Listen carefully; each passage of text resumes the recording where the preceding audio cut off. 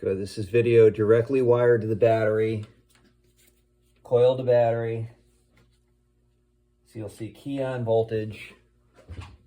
Okay, there's 12.6. That was just the battery connection. I'll go key on and then current.